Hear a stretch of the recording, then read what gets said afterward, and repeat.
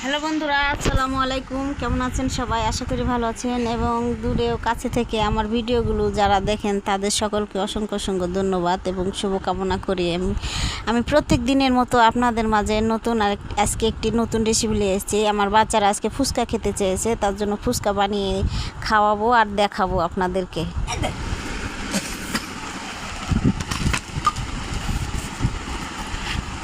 এটা হচ্ছে ফুচকা আমি তেলে ভেজে নিয়েছি। আর এখানে আছে বিট লবণ আছে, আর ধনিয়ার গুঁড়ো আছে, আর লেবু আর চিনি আর ডিম সিদ্ধ করে নিয়েছি। আর এখানে আলু আর এই যে ছোলা বুট সিদ্ধ করে নিয়েছি। আর এখানে টকের জন্য আমি এই যে এখানে তেঁতুল ভিজিয়ে রেখেছি।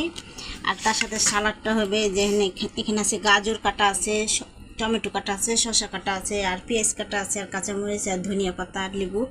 আমি এটা দিয়েই আপনাদেরকে ফুচকা বানিয়ে খাওয়াবো আজকে। এই সিদ্ধ আলুটা আমি এভাবে করে নেব, গ্রেট করে নেব, এই যে এরকম করে। ডিমটা আমি এভাবে গ্রেট করে নেব সাথে।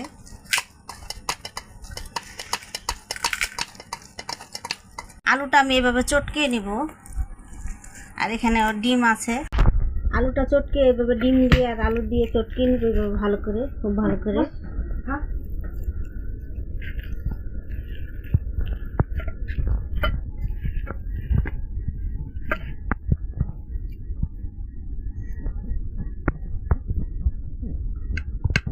এখন আমি কাঁচামরিচ কুচি দিয়ে দিব, ধনিয়া পাতা দিব,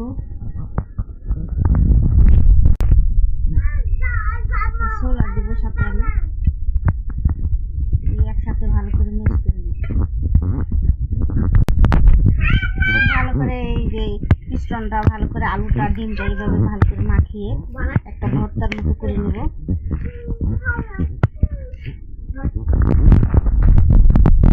লেবু রস দিয়ে দেবো এটার সাথে, ভর্তাগুলোর সাথে।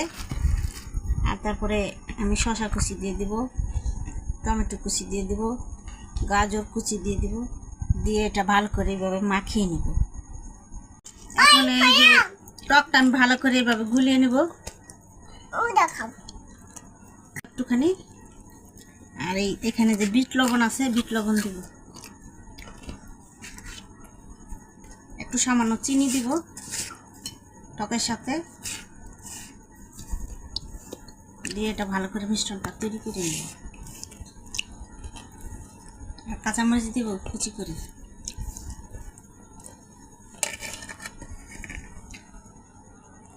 একটু লেবু রস দিয়ে দেবো টকের জন্য, আর একটু।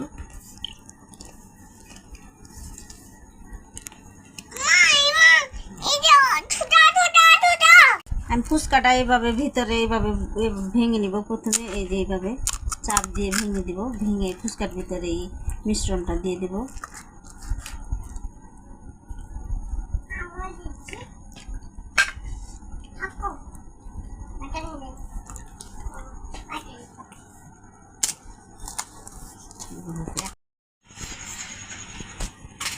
আমার ফুচকা প্লেট সাজানো হয়ে গেছে, এই যেভাবে।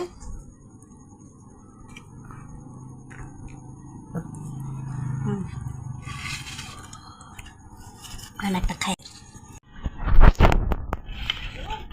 এই যেভাবে টক দিয়ে ফুচকার ভিতরে দিয়ে